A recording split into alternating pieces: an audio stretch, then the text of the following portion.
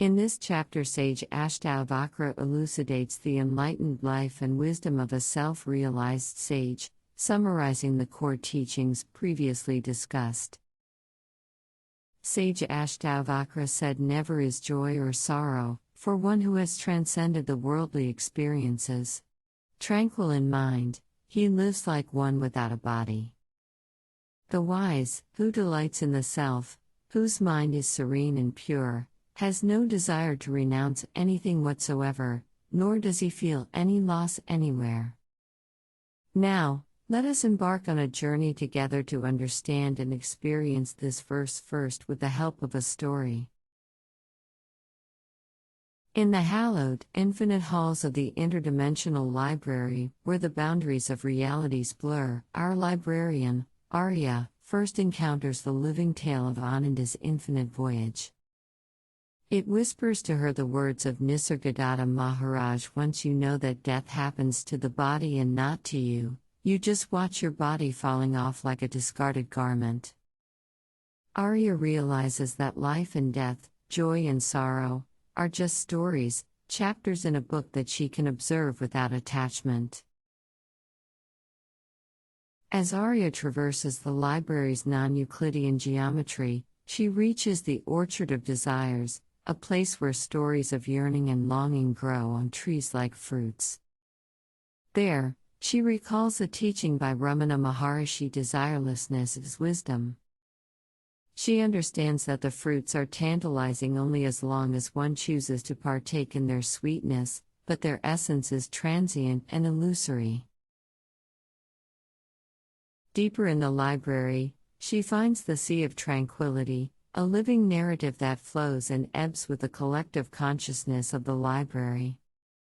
Arya reads from the book Floating on the Water, echoing Shankaracharya: "The mind, detached from the sensory world, sees the effulgent self."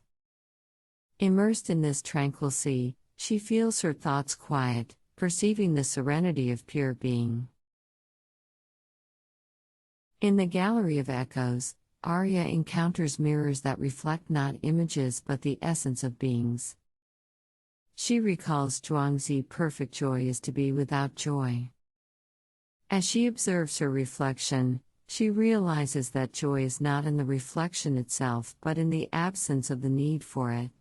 The joy of being is in the immutable self.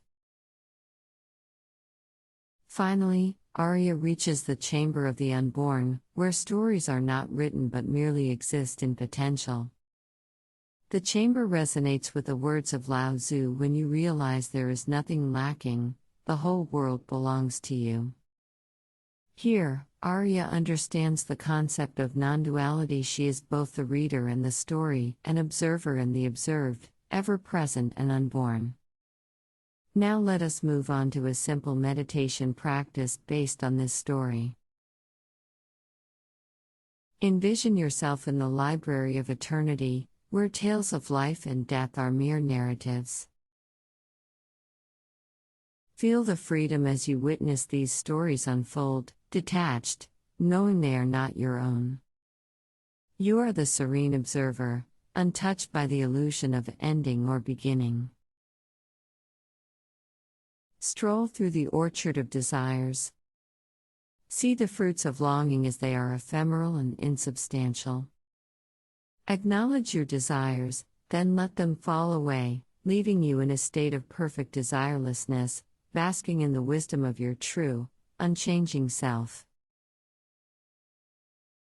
Float in the sea of tranquility, where your thoughts calm like the gentle waves.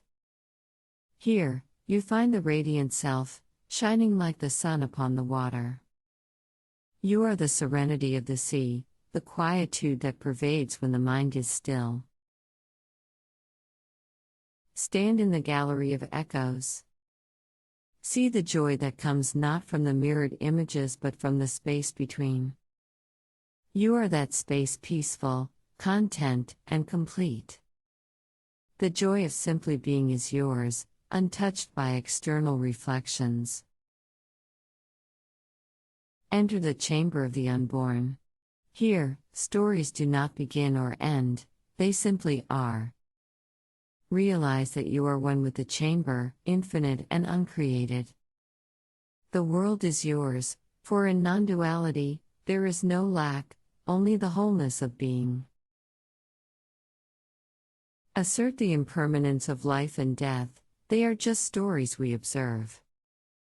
Remember, desire is transient, true wisdom is desirelessness. Repeat the mantra of stillness, in tranquility, find the self. Recognize joy is not found in external reflections but in internal completeness. Embrace the truth of non-duality, in the unborn, the whole world is one. As you conclude, carry understanding of your unconditioned nature and interconnectedness into your waking life.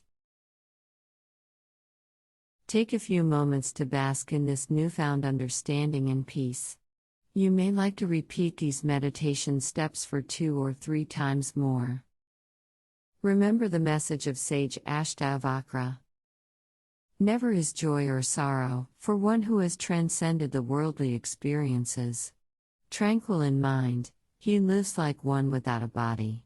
The wise, who delights in the self, whose mind is serene and pure, has no desire to renounce anything whatsoever, nor does he feel any loss anywhere.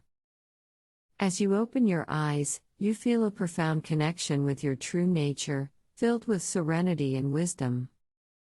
Summary chart on screen represents key teachings you just have grasped during your journey in this meditation.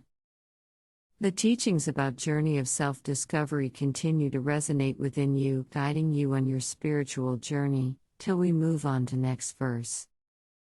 To stay updated with our latest videos and receive timely notifications, please subscribe to our channel and activate notifications by clicking the bell icon.